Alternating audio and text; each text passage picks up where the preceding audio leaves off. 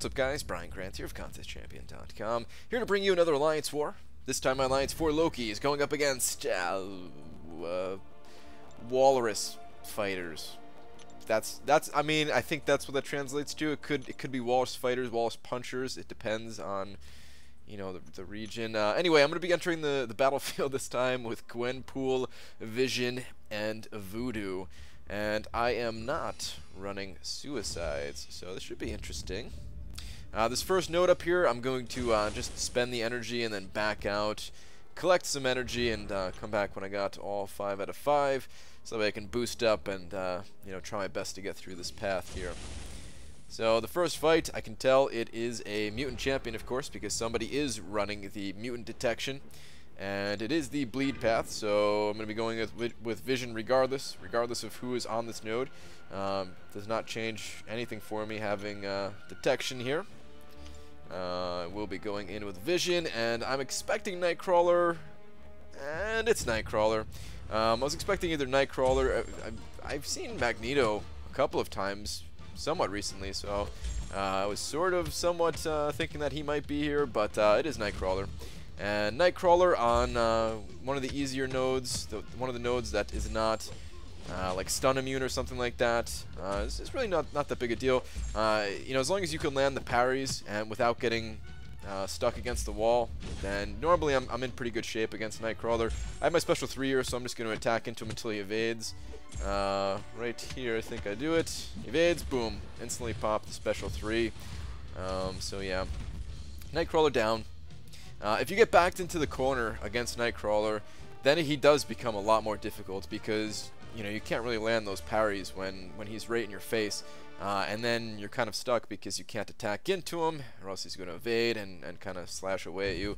And his heavy attack is actually a little bit hard to dodge when you're backed against the wall. So yeah, that's like the one real threat of Nightcrawler on a node where you can stun him at least. Alright, this is the Outlast Optimist Plagued Mind node, and I never know what to expect here. This is kind of a wild card node. I've been seeing a lot of Mordos lately. Ooh, but I look at this guy's profile, and not only does he have this magic here, which is only 630, so okay, you know, might not be the worst thing. He also has Spider-Man, which could potentially be on this node, and I'm gonna take a little bit of a look around to see where else he is on the map, and then I realize, oh, what's this guy's name? It's Peaches, actually. That's what it translates to. Peaches. Alright, so I'm looking around, looking for Peaches elsewhere on the map, and just kind of matching it up there. Alright, he's up here at the Protector node, and I didn't even realize he was actually one node to the left of that Protector was Science. Somebody read that detection, so that was Spider-Man to the left up there. I'm not going to be fighting Spider-Man here, but I did not realize it, and I was thinking, okay, I'm fighting Spider-Man here, and it's going to be Magic up top. But it's Hulk. Okay. That's pretty cool. This is actually the second war in a row that it's been Hulk on this node, and I have absolutely no issues with that. I was going to bring in Gwenpool regardless. So yeah, Gwenpool should be able to slice right on through Hulk, no problemo. Normally do not use that special one, as it doesn't do a ton of damage, but without the suicides, and I'm going to get my, my power burned with Plagued Mind anyway, so might as well just toss it in there. But I do just get some lucky bleeds at the end here, and Hulk drops. Hulk down. Alright, so two nodes in, and fights are going pretty well. I didn't take too much damage on either of these fights. A little bit of blocked damage here and there. Nothing too bad at all. Still feeling pretty confident about this war. Up next is the Unblockable Special 2 node, Enhanced Special 2. And this node, typically, it's going to be Hood, Doctor Strange, Dormammu. Seeing a couple of other champions here, Hyperion every once in a while. I saw a Green Goblin that one time. Always on the lookout for Green Goblin again.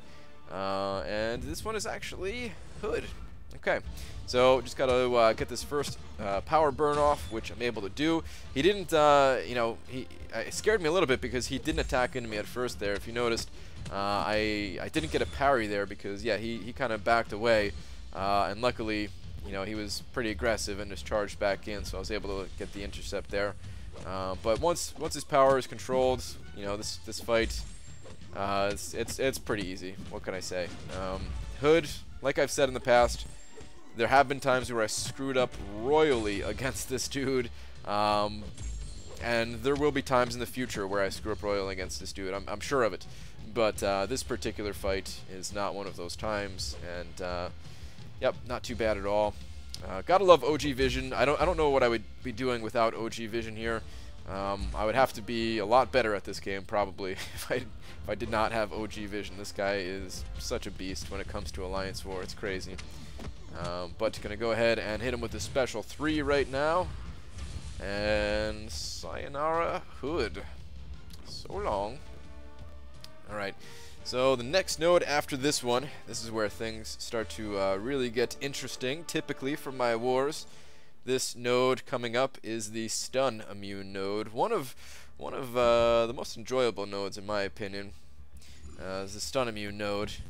And forgive me, I don't know how to say this guy's name. I don't speak that language, so I'm not sure how to say this guy's name.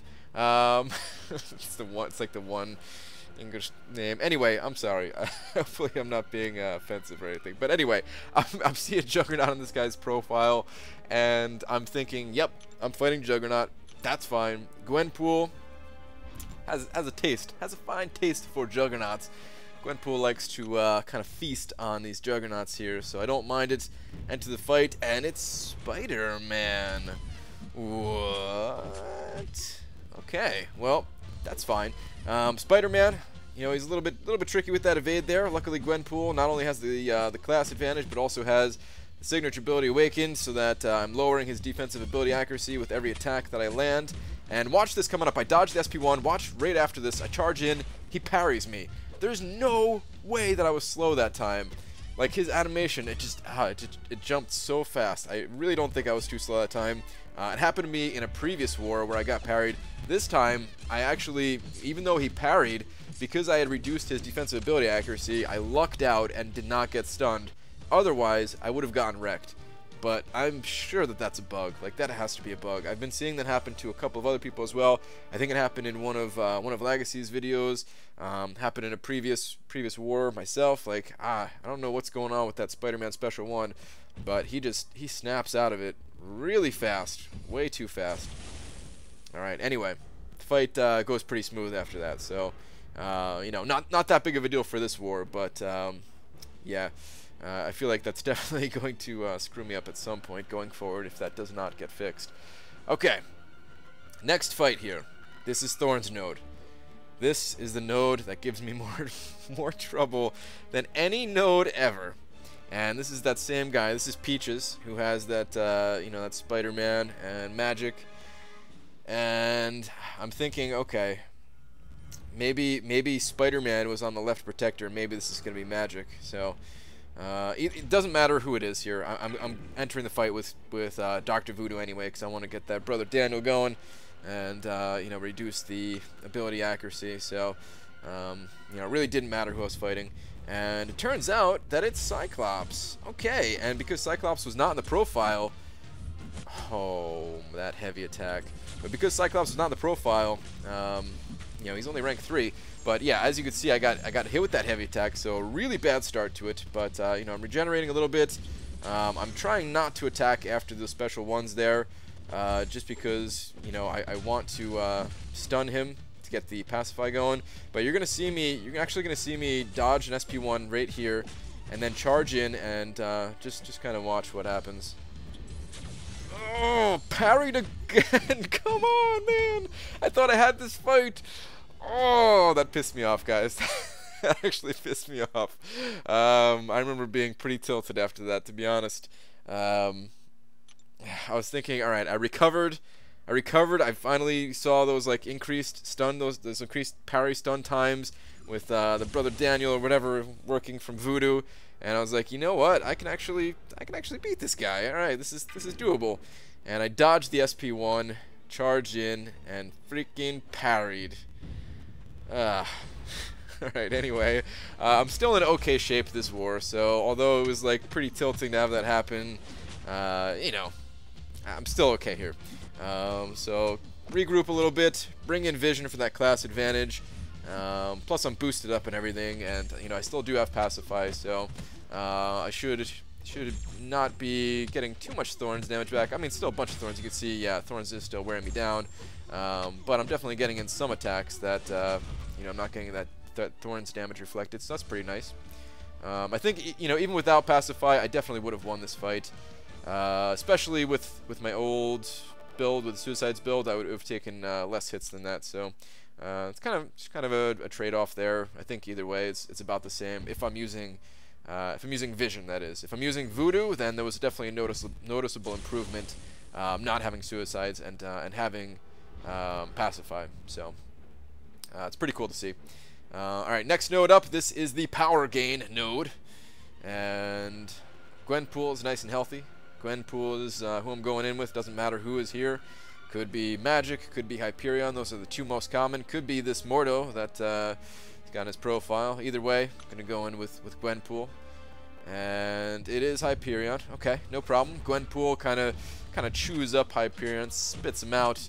The bleed damage just cutting right through. You can see that bleed damage just going to work. All I gotta do is bait out like a special or two, and should be no problem. Alright, so I get the first special baited out, and let's see if he can throw another one. Oh, he threw a heavy. I hate when he throws the heavy.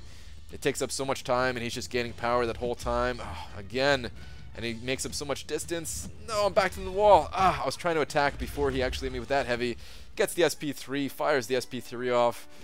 At this point, I'm still pissed from the last fight, and this is just pissing me off even more. But I'm Gwenpool, so I survive it because of the signature ability. But I'm low, so I have to be careful here. So he charges back. I rush in pretty quick there. Honestly, he could have nailed me. That could have been a disaster, but luckily he didn't intercept me there. I throw an SP2 just because, you know, I'm thinking that I'm going to die, so I might as well just do whatever damage I can. Come in here, clean it up with the Vision afterwards. So I pop my SP2. He gets special 3 again, blast me with that. I'm still Gwenpool, so I'm still surviving it. And I'm like, alright, well, maybe if I get lucky here. And I see he's blocking a lot, so I'm like, okay. You know what, if I just attack into him while he's blocking, a combination of that plus his power gains, he's going to get to an SP1 pretty quickly, and then he's going to, you know, fire that SP1 just like he's doing now. I should be able to finish things out, especially if I get a bleed. There we go, there's one bleed. He's blocking, attack into him, he's dead. Alright, so I barely got through this fight, but at this point I was still like pretty pissed actually, because the boss here is Dormammu, and Dormammu is not magic, which means as long as the boss is not magic, I like to help out. I like to try to help out if I can. I mean, even if it's magic, I'll try to do what I can. But honestly, I suck against magic bosses. You know, sometimes I fight them just like for practice, but you know, it's Dormammu here. So yeah, I was thinking I'm gonna have to use potions to help out this time versus not having to use potions before. Turns out though, we were actually like a good distance ahead of these guys at this point, and we noticed that they, you know, doubled up on a couple paths, so they couldn't catch up to us in exploration. Another one of our battle groups got a boss kill.